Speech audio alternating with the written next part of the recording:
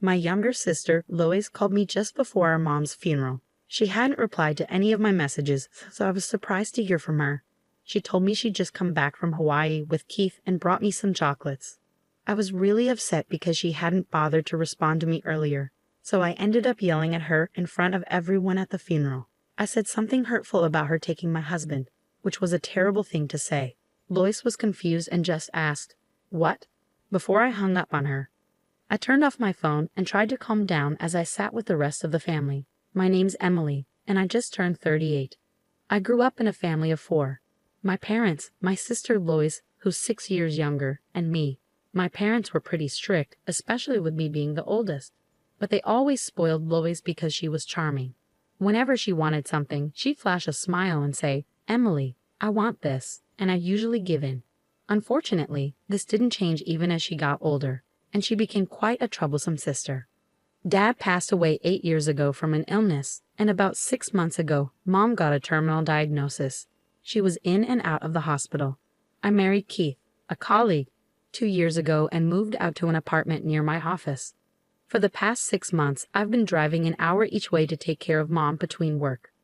Lois moved back home and quit her job a year ago after a breakup. Even though she lived there, she kept pushing the caregiving responsibility onto me, saying I was better at it. So I took a month off work to look after Mom. But despite my efforts, she passed away 2 days ago. And where was Lois? She'd gone off to Hawaii a week before Mom's passing.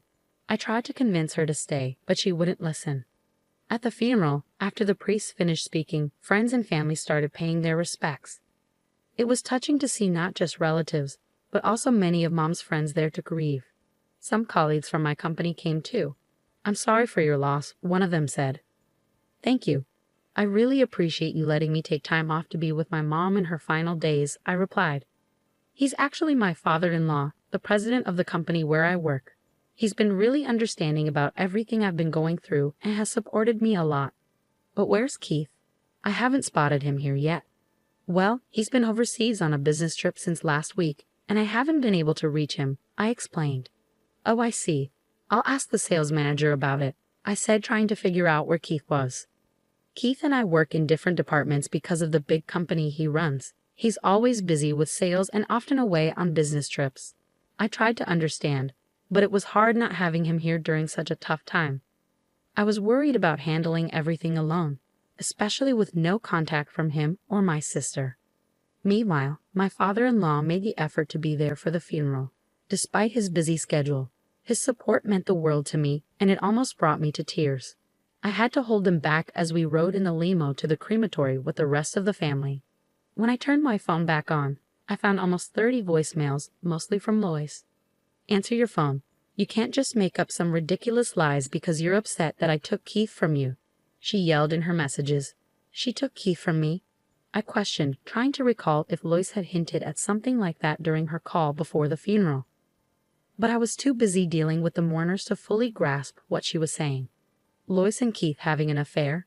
That couldn't be true, could it? I felt a sudden rush of anxiety and confusion. Was Keith really on a trip with her? As I hurriedly checked the voicemail, I found several messages from my husband. "I'm so sorry, but you're strong. You can handle this on your own. But Lois, I need to be there for her.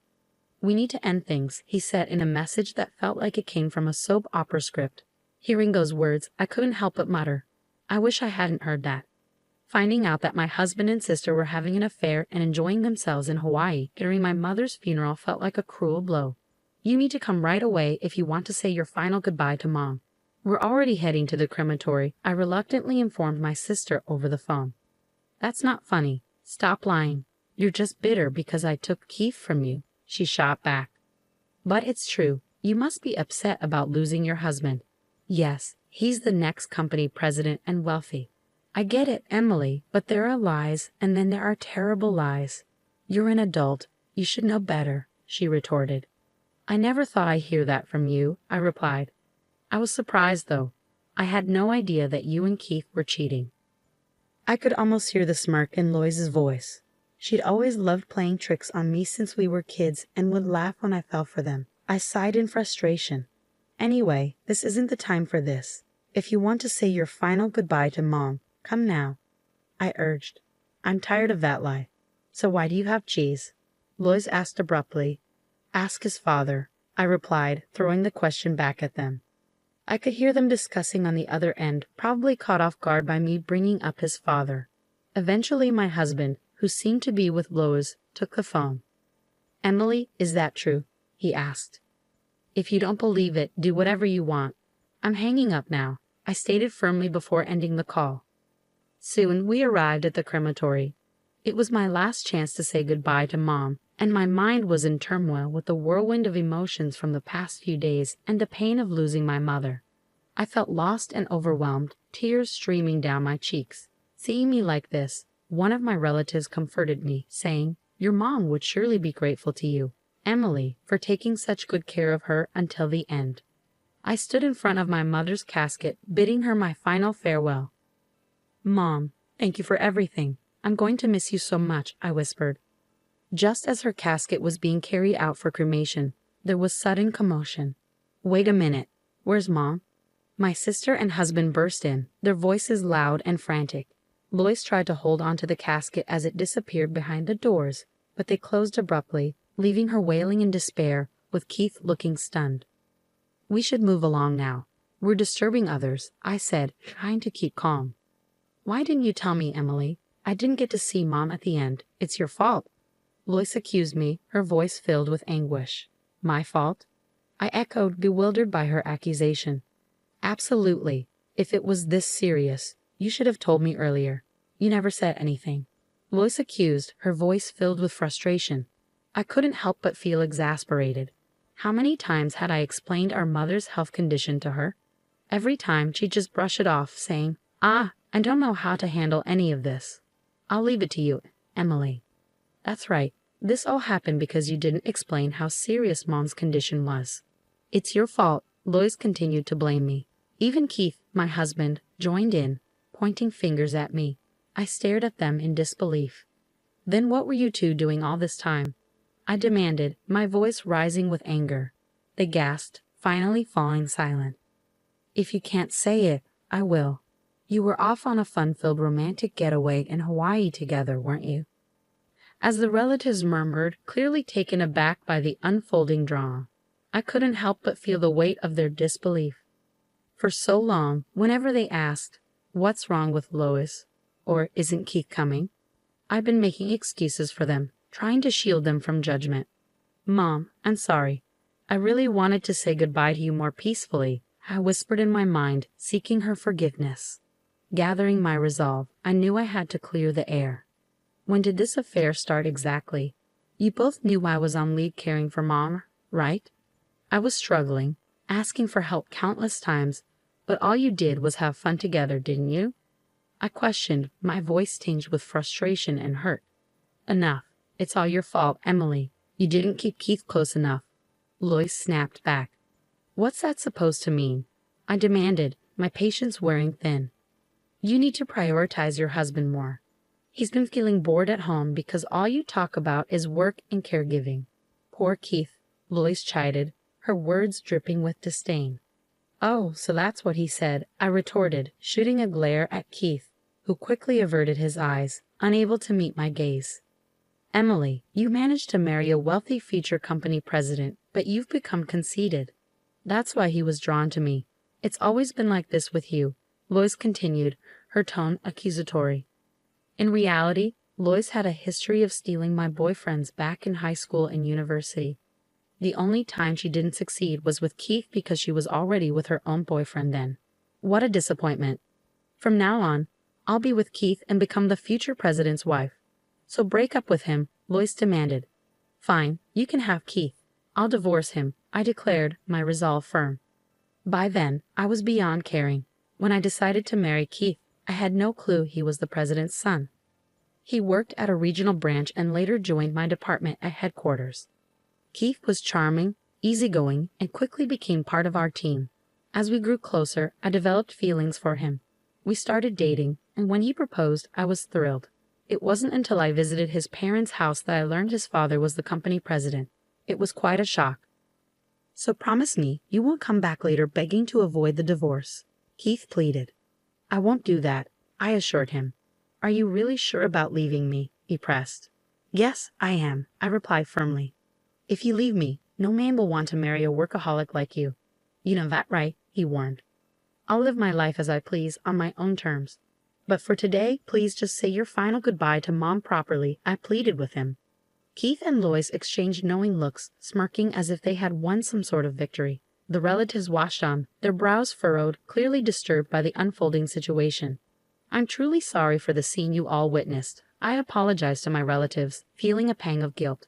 I heard Lois whispering to me, always playing the good girl. I hate this about you. I've tolerated a lot from her because she's my younger sister, but I've had enough. I won't consider her family anymore. I'm divorcing Keith, and now I feel like I have no family left. All I can do is prepare myself for that reality. I bit my lip, feeling the weight of it all. 2 weeks have passed since then. I moved out of the apartment I shared with Keith, packed up everything, and settled into a new condo near the office. I've even put my parents' house up for sale. There's nothing left tying me to the past. Lois has moved in with Keith as I moved out. Keith and I have already finalized our divorce papers and submitted them to the courthouse. I'm sure they're happily starting their new life together now.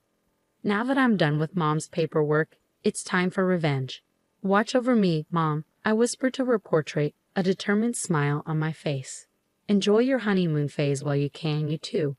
The next day, as I went back to the office to sort out my job reinstatement, my phone buzzed incessantly with voicemails piling up. Hey, what's happening? We're divorced, right? Why am I being asked to pay $30,000? Keith's voice sounded confused and agitated. Worried they might show up uninvited at my new place, I suggested meeting at a local diner to discuss. Once we sat down, Keith was furious, practically frothing at the mouth. I got some legal document. What's going on? We're already divorced, aren't we? He yelled. Exactly. I'm just as confused. Lois chimed in, equally puzzled. I had instructed my lawyer to claim $40,000 from Keith as my share of the property and $30,000 from Lois for her portion of our mother's medical care coverage. The documents must have arrived at their places. It was something they should have anticipated, but evidently didn't. I was exasperated. You just need to pay what you owe, I insisted firmly. That's not fair. Don't think you can get away with this. I've suffered a lot of emotional distress. Should I sue you for that too? Keith threatened angrily. Emotional distress? You cheated, plain and simple. So pay up, I retorted, refusing to back down. They fell silent, perhaps realizing they couldn't argue with the law. Then, after a pause, Lois turned her gaze towards me. So, Emily, it's all about the money for you after all, she remarked coldly. Fine, I'll let Keith handle the payment. If I borrow from my dad, we can easily come up with the $70,000. Keith, I know you don't have any savings. Lois, are you really okay being with a guy who has no money? I interjected. Keith will become president soon. Then he'll be wealthy. It's just a matter of time. Lois replied confidently. Oh, Lois, you're after the money too, aren't you? I couldn't help but comment, feeling a mix of disbelief and disappointment. No, I have plenty of love. Dad's been saying for a while that he'll retire at 65. So in 2 years, I'll be president, Keith asserted confidently. Really? That would be something, I replied, trying to hide my skepticism. I'm definitely going to be president. I'm his only son, Keith affirmed. I wonder. I couldn't help but chuckle, my doubt seeping through. I can't believe this. Has she lost it? Lois muttered, clearly annoyed. But the real revenge plan I had in store was just getting started. Keith, you've been taking a lot of time off work, citing family funerals, right? I asked casually. Well, my mother-in-law is family too, Keith replied, trying to justify his absences. That's true, but the company is aware of what you've actually been up to, I continued, watching Keith's expression carefully. Huh? What do you mean? He asked, clearly confused. Do you know that your father attended Mom's funeral? I dropped the bombshell, knowing I had purposely kept this information from Keith and Lois. That was you, Keith realized, his eyes widening in shock. You didn't do any caregiving at all. You had the nerve to lie about taking family leave for that, and you've gone off on several business trips with Lois instead, right? I've reported that too. I stated matter-of-factly. How did you find out? Keith stammered, clearly caught off guard. Lois has been posting photos on social media, showing where she's been and when, and there were a few pictures with you in them. Quite shocking, I revealed. Huh? You knew about my social media? Keith asked, surprised. It's the same account you had back in high school. Of course I'd know, I replied. Lois shifted uncomfortably, and Keith seemed stunned by my revelations. Wait, does Dad really know everything? He asked, looking bewildered. Just as my mother was family to you, your father considered her family too. So of course he knew about the funeral, as it should be reported to the company. Even after the funeral, he reached out to me several times to check on me, so I reported everything to him. And he's quite furious. He also made it clear he has no intention of making you the next president, I explained, dropping another bombshell. Huh? But I'm his son, Keith protested, disbelief written all over his face. He said he doesn't recall ever mentioning our company follows hereditary succession. He also made it clear he doesn't need a son who would act so disloyally.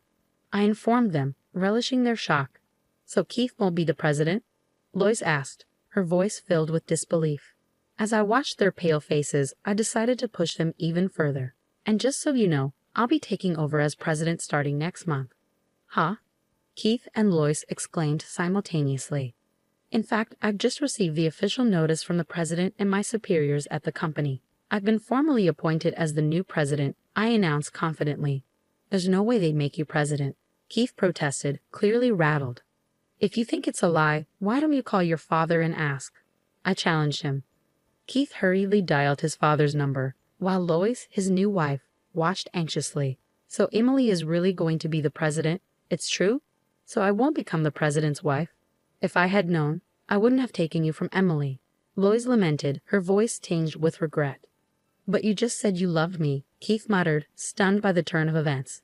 That was considering your assets, I clarified firmly. What did you say?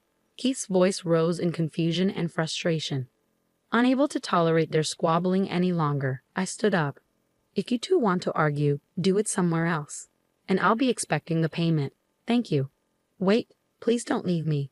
Please, sis, support me, Keith pleaded desperately. I evaded their outstretched hands and walked away. Eventually, the couple ended up divorcing. Keith was demoted by his father and eventually resigned from his job.